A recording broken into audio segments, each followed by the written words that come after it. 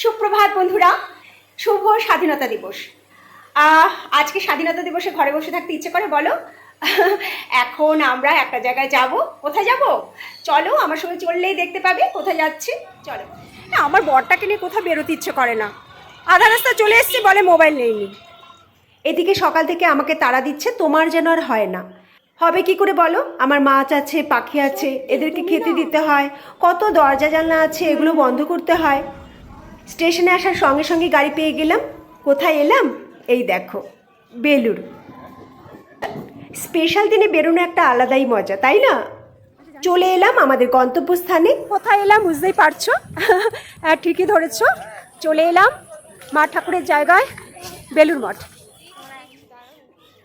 শুধু আমরা দুজন আসিনি, আরেকজন এসেছে, আহিলি। ও অনেক আগে এসেই টিকিট কেটে রেখেছে। আহিলির পরিচয় এর আগে তোমাদের দিয়েছি না, আজকে আর দেবো না। তবে কি জানো, আজকে একদম ছবি তুলতে দিচ্ছে না, বিশেষ করে মন্দিরের ছবি তো তুলতেই দিচ্ছে না। এত সুন্দর জায়গায় এসেছি, আর ছবি তুলবো না? লুকিয়ে লুকিয়ে দু একটা ছবি তুলে ফেলেছি। বেলুড় মঠে এলাম, টিকিট কেটে রেখেছে, কিন্তু কিসের জন্য টিকিট কেটে রেখেছে সেটা তো বলা হয়নি। আরে আজকে তো আমরা এখানে ভোগ খাবো গো। তবে আমি কিন্তু মাঝে মধ্যেই একা একা চলে আসি এই মঠে, কখনো দুপুরবেলা, কখনো বা সন্ধেবেলা। আমরা এখন মা ঠাকুরের ভোগ খাবো, কি মজা। ছোট থেকে জানো তো, আমি ঠাকুরের প্রসাদ খেতে বা ভোগ খেতে ভীষণ ভালোবাসি।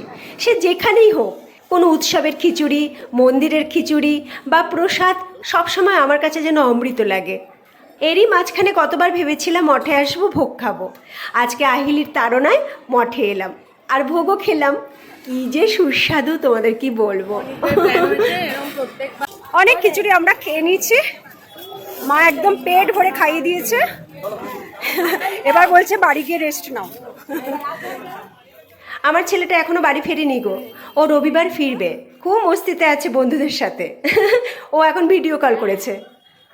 তবে আজকে না সত্যি ভীষণ গরম পড়েছে, খুব গরম, তেমনি রোদ উঠেছে। আমরা একটু গাছের নিচে বসলাম। 12:30টার পরে মন্দিরের গেট বন্ধ হয়ে যাবে। আমরা বেরিয়ে পড়লাম, বেরিয়ে আমরা ডাব খেলাম। এবার বাড়ির দিকে রওনা দেব। আহিলি যাবে এক প্রান্তে, আমরা যাব আরেক প্রান্তে। আহিলি যাবে নাগের বাজার, আর আমরা যাব কন্যগড়। তোমাদের সঙ্গে নিয়ে আজকের দিনটা আমার খুব ভালো কাটলো। কি তোমাদের কেমন লাগলো সেটা অবশ্যই বলো।